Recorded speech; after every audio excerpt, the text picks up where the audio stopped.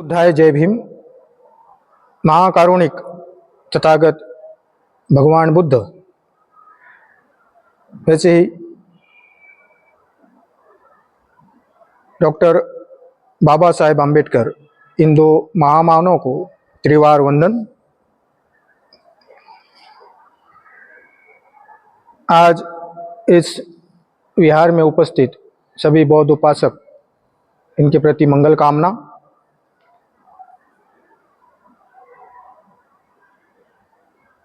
हम लोग वर्षवास के इस पावन काल में आप सभी लोग यहाँ उपस्थित हुए।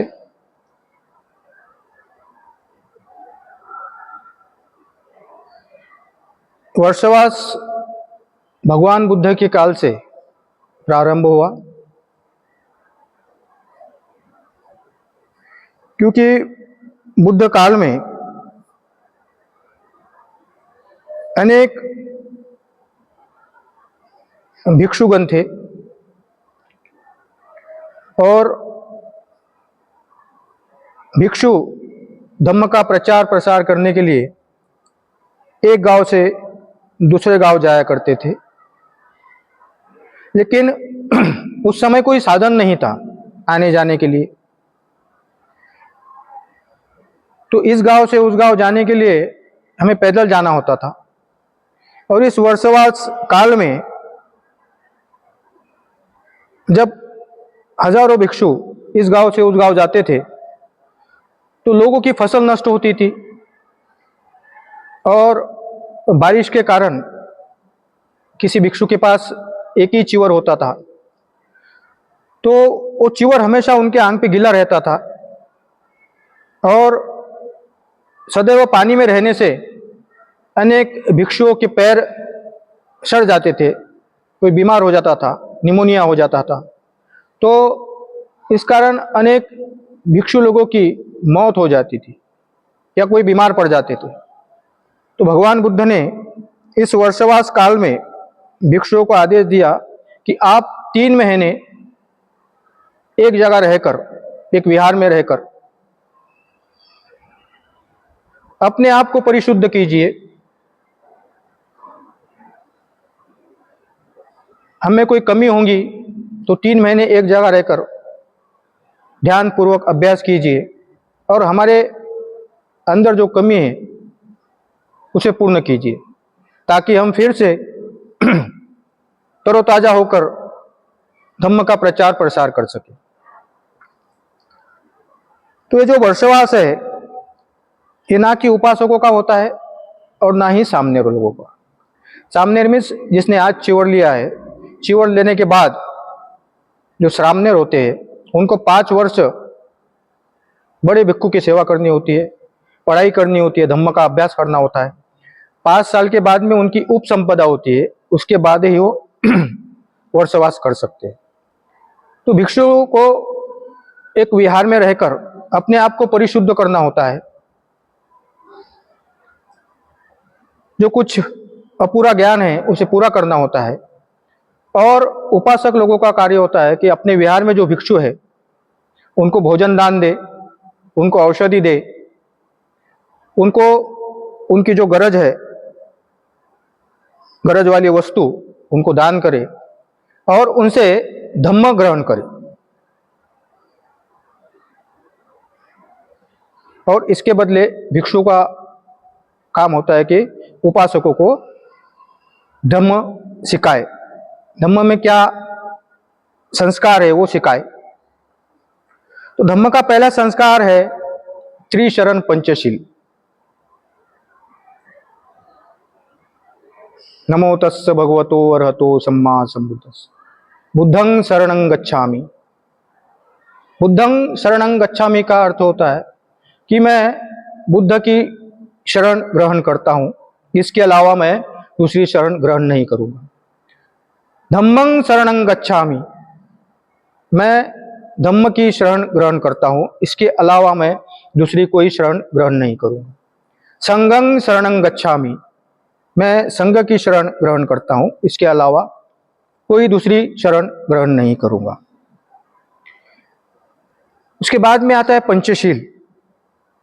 पानातिपाता वेरमणि सिक्खापदं समाधियामि।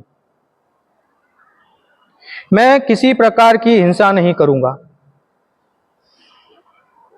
हिंसा 3 प्रकार की होती है, काया, वाचा और मन से।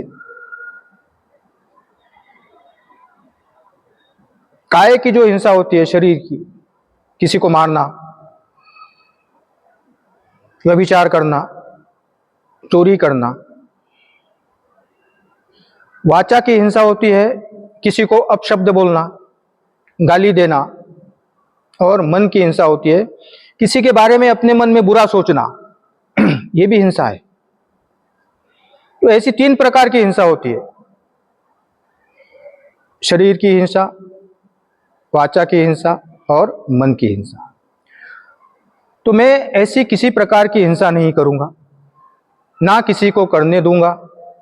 और जो इस प्रकार की हिंसा करता है, मैं उसके साथ किसी प्रकार का संबंध नहीं रखूंगा।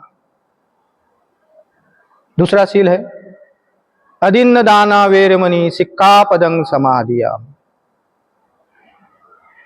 मैं किसी प्रकार की चोरी नहीं करूंगा, या जो मेरी वस्तु नहीं है मैं उस पर अपना हक नहीं जताऊंगा। तीसरा है कामेषु मिच्छाचारा वेरमणि सिक्खापदं समाधियामि। मैं किसी प्रकार का व्यभिचार नहीं करूंगा। जिनकी शादी हो गई है, पति हो पत्नी हो, मैं अपनी पत्नी को छोड़कर किसी पराई स्त्री पर गलत नजर नहीं डालूंगा, या मैं अपने पति को छोड़कर किसी पराये मर्द पर गलत नजर नहीं डालूंगा। चौथा है मूसावादा वेरमणि सिक्खापदं समाधियामि। मैं झूठ नहीं बोलूंगा,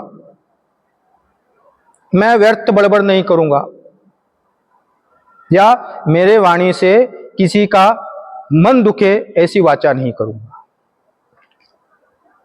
और 5वां शील है सूरा मेरय मज्ज पमाद ठाना वेरमणि सिक्खापदं समाधियामि। मैं किसी भी प्रकार की कच्ची पक्की शराब का सेवन नहीं करूंगा, या जो चीज से अपने शरीर को नशा होता है वो ऐसी प्रकार की कोई भी नशे की चीज मैं ग्रहण नहीं करूंगा। तो ये पहला मार्ग भगवान बुद्ध ने हमें सिखाया है। ये किसी एक जाति के लिए नहीं, एक समाज के लिए नहीं, ये संपूर्ण जो संसार में मानव जाति है उनके कल्याण के लिए भगवान बुद्ध ने पंचशील दिया है। अगर हम इस पंचशील का आचरण करेंगे तो निश्चित तौर पर हमारे जीवन में कभी दुख नहीं आ सकता। उसके बाद भगवान बुद्ध ने हमें अष्टशील दिया है, जो कि महीने में 4 बार आते हैं। एक अमावस, एक पूर्णिमा, एक अष्टमी, दूसरी अष्टमी।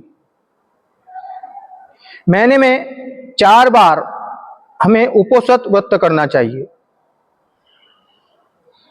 हम जनरली 5 शीलों का आचरण करते हैं, लेकिन जिस दिन अमावस होती है, पूर्णिमा होती है, अष्टमी होती है, उस दिन हमें 8 शीलों का आचरण करना पड़ता है। मैं हिंसा नहीं करूंगा, मैं चोरी नहीं करूंगा। एक दिन का आपको, अगर आपकी शादी हो गई तो ब्रह्मचर्य का पालन करना चाहिए। चौथा शील है मैं झूठ नहीं बोलूंगा। 5वां शील है मैं मादक पदार्थ का सेवन नहीं करूंगा। 6वां शील है कि 12 के पहले मैं भोजन करूंगा, शाम को कुछ नहीं खाऊंगा। 7वां शील है उस दिन मैं किसी भी प्रकार का नाच गाना तमाशा नहीं देखूंगा, सादा सिंपल रहूंगा। और 8वां शील है कि उस दिन मैं उच्च शयना ग्रहण नहीं करूंगा। उच्च शयना मीन्स गादी या कुर्सी पे हमको नीचे बैठना है और नीचे एक छतरंजी डालकर उस पे सोना है। उच्च शयना महाशयना वेरमणि सिक्खापदं समाधियामि। ये चीज करने से हमें 4 प्रकार का लाभ प्राप्त होता है। किस प्रकार का लाभ प्राप्त होता है? कि हमारे शरीर में बल निर्माण होता है, हमारी आयु बढ़ती है, हमारे चेहरे पे तेज निर्माण होता है और हमें धन की भी प्राप्ति होती है। तो इस प्रकार अगर हम लोग भगवान बुद्ध के बताए रास्ते पर चले, शील का आचरण करें, तो निश्चित तौर पर हम दुख से मुक्त पा सकते हैं और हमारे परिवार को, हमें अपने आप को, हमारे परिवार को हम खुशहाली की जिंदगी जी सकते हैं और सदैव दुख से मुक्त होकर हम खुश रह सकते हैं। आप निश्चित तौर पर इन शीलों का